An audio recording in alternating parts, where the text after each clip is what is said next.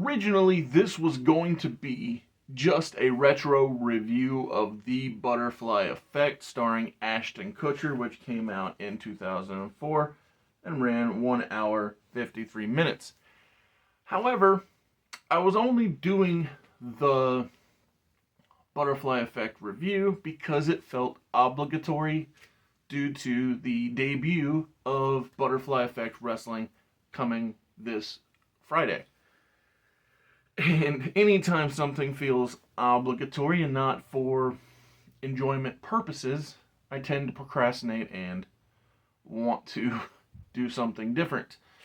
And then came the untimely passing of a actress who stars in a movie that I thoroughly enjoy called Eurotrip, which then sent me down a trip of my own seeing, man, when did that movie come out? And I realized it was nearly an exact month after The Butterfly Effect, which released January 23rd of, and Eurotrip released February 20th. And then this got me to thinking, I know The Butterfly Effect is some heavy stuff. It'd been a little while since I watched, but still clear in my mind that there are bad things that happen. And then it hit me, you know what I'll do? I'll make this a retro review double feature looking back at 2004 movies. I tend to do that to myself. I'll say, oh, I don't want to do this, and so I'll just make myself do more, which is not exactly what I would call a break. But after the open rolls, I will break down, talk about, and go over The Butterfly Effect starring Amy Smart and Ashton Kutcher.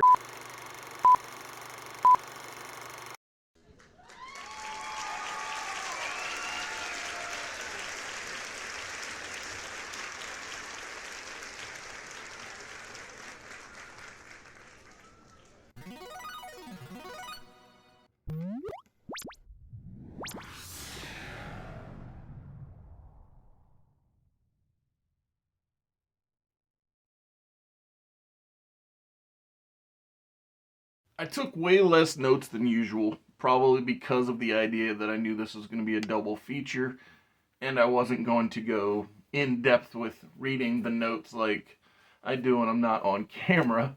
But to me, the biggest takeaway is twofold. One, 17-year-old Oz was a much bigger fan of this film than current era Oz is. And I think a lot of it comes down to at 17, I had never heard of, realized, or even conceived of consciousness time travel. But now, in the current era, it's not outside the realm of possibilities. Back to the Future wasn't consciousness travel, it was full body travel. And, you gotta make sure Doc Brown don't run into Doc Brown and, don't change your parents' meeting stuff. Whereas this is your brain from the life you've lived goes into the body that hasn't yet lived that life. And it was such a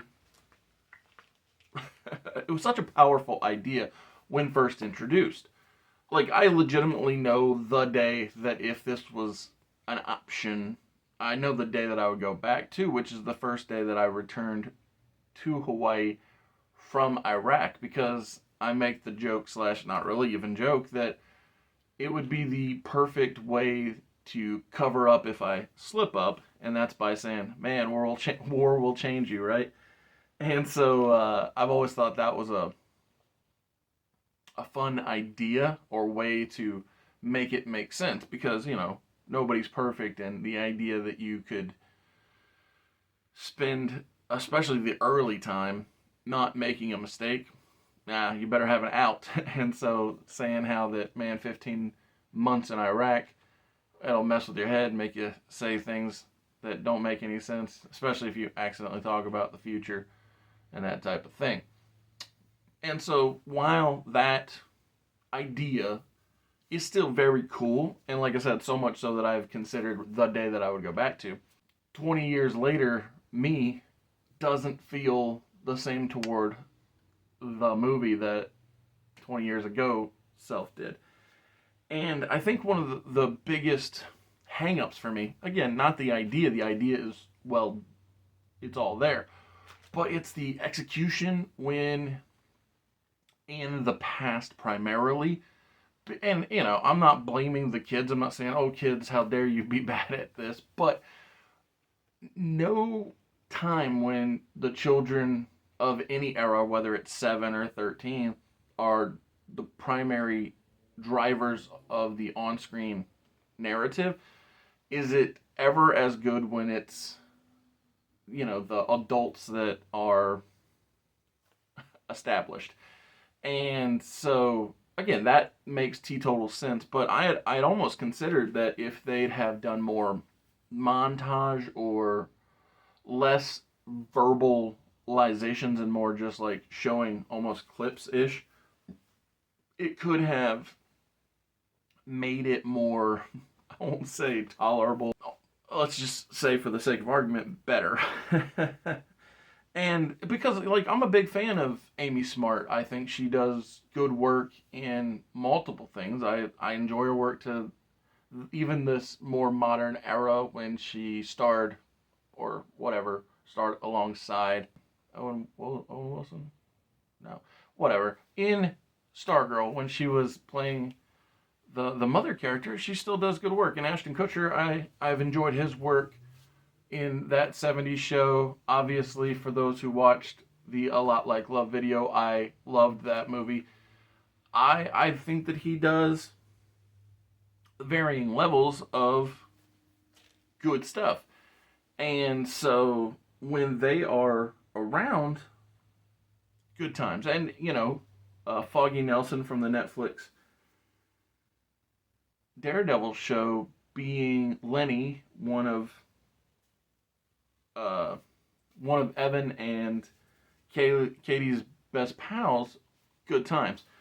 But again, anytime we flash back to the kids, it's like, ugh, not cool. And there's just so many times throughout the film where I was just like, this is uncomfortable and disgusting. Those were like the two most descriptive words for the film, whether it be disgusting or uncomfortable, because of the subject matter and the way that they present said subject matter. Because Tommy and Katie's dad are, well, both he's not a good dude, and Tommy is a very troubled child. I think a lot of it comes down to because of who the father is. And so many times, whether it be, like I said, the 7 or the 13-year-old version of these kids, it's just like so many bad things happen. And when Evan tries to change it, so many bad things happen to him and or the people around him. Whether she becomes a drug addict, he loses his limbs, his mom gets lung cancer, like so many bad times. So this time around, I watched the director's cut of the film. But in the past, I literally in theaters watched the theatrical cut, and then also later on in time watched the theatrical cut at home. The thing that I find interesting about the difference in the theatrical cut and the director's cut is the ending is so dramatically different. The director's cut has Evan go back and prevent himself from being born in an effort to save both his mother from getting lung cancer and his love interest from, well, all kinds of things, basically. And so that director's choice is, it's a hard time, especially given the fact that his dad and his grandfather had the same, I'm going to say condition for the sake of not knowing what the right phraseology is. And so his dad, Jason, tells him it has to end with me, and, he tries to take him out at one point when I think he's like 7 or something.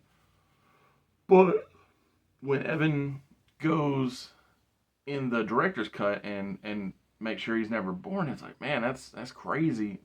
And it also just shows how certain he is that he's not going to be able to solve this problem. Whereas in the theatrical cut, he just goes and tells Kaylee that he never wants to see her again, like as a kid, and then she moves in with her mother because her parents broke up, and she stayed with her dad just to be close to Evan. So he tells her that he never wants to see her again to save herself or save her life. And in the theatrical cut, he gets very much a pseudo happy ending. You know, like you see that they're both grown and, you know, not in the worst case scenario.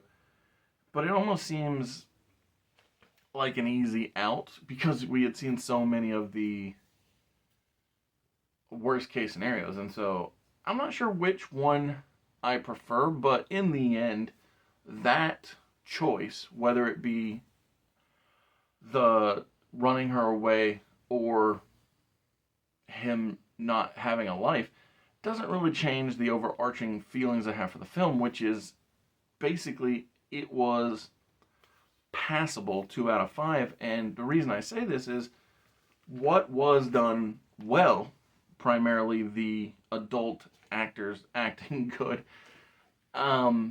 was positive, but the kid actors, the struggling to not even understand, relate to the terrible situations. It's like, ugh, those things brought down the good so much that it felt too much to give it a fine, and you know, too severe to give it a fail. So it fell right into the 2 out of 5 passable range.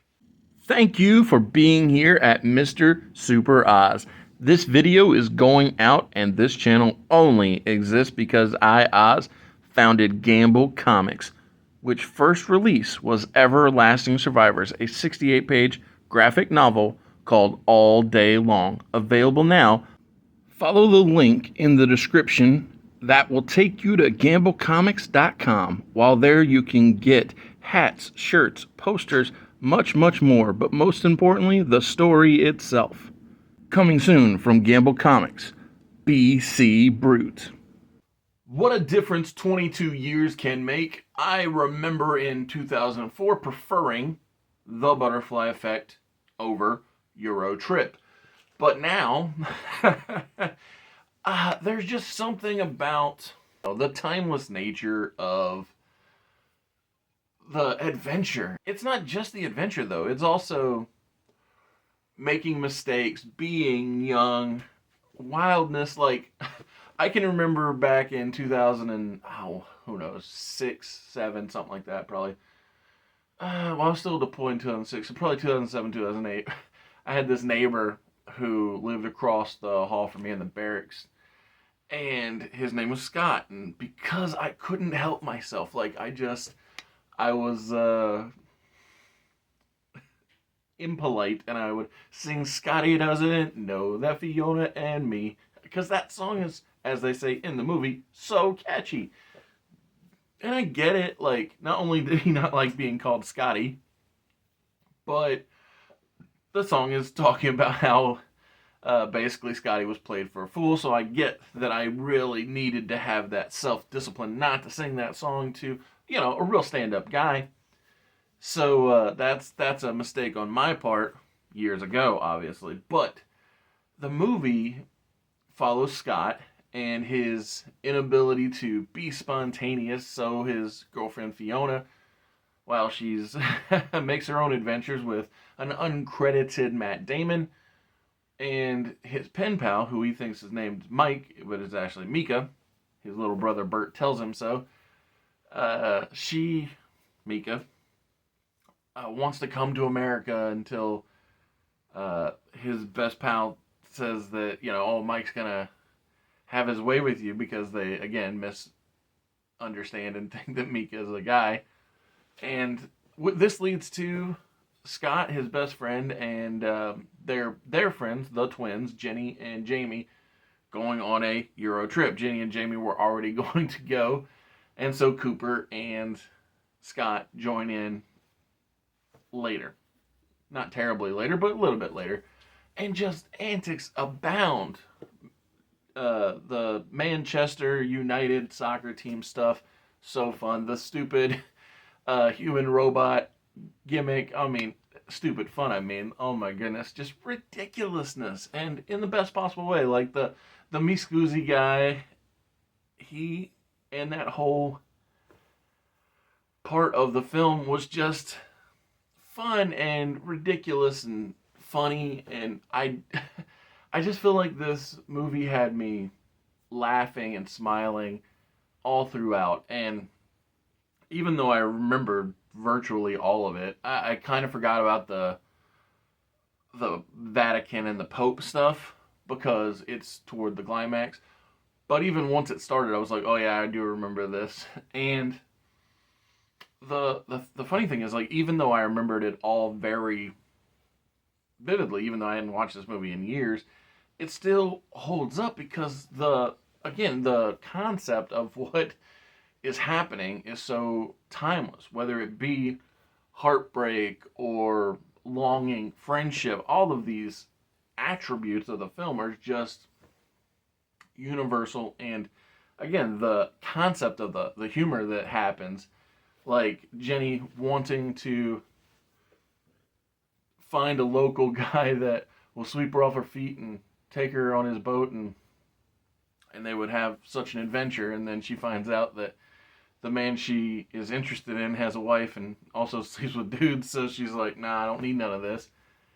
And Cooper going to Amsterdam, and him thinking, oh, this is the answer to all my ancestors' repression, and then figuring out he really wishes he hadn't have gone to this this building, this place. And I mean, even the absinthe stuff, like, I don't think I've ever drank absinthe, but like, regardless, it's just ridiculous, fun, over the top antics. And it just, I don't know if it's because I've been to Germany, and the first thing we all did, they were said, oh, don't go here and don't go there. And we are like, oh, you know exactly what we're going to do? What you told us not to. Or if it's just that idea of like the rebellious nature of being young.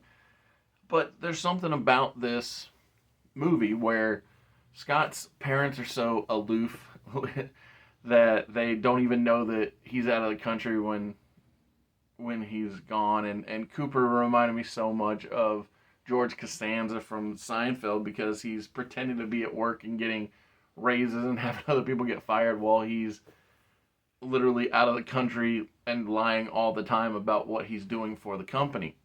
And like, because of that, because of the timeless nature, because of the relatability of the friendship, the longing, the hurt, all of it, and even, let's be real, being absent-minded, that's something else that's relatable, like with the parents, and even Scott when he mistakes Mika for Mike. I think because of, like I said, being relatable to me is what makes this such a great 5 out of 5 stars film that can literally be watched at 17 or 30, almost 9 years old, 38, 39 years old, and still be on a good level of enjoyment because it's, like I said, it's exactly what it needed to be, which was fun and funny, and because of that, it's great. And I'm glad that I watched this, even though I put it on for a unpleasant reason, which was the passing of the actress who played Jenny in the film. I'm still glad that I watched it because it was such a great time. Thank you for tuning in. Enjoy.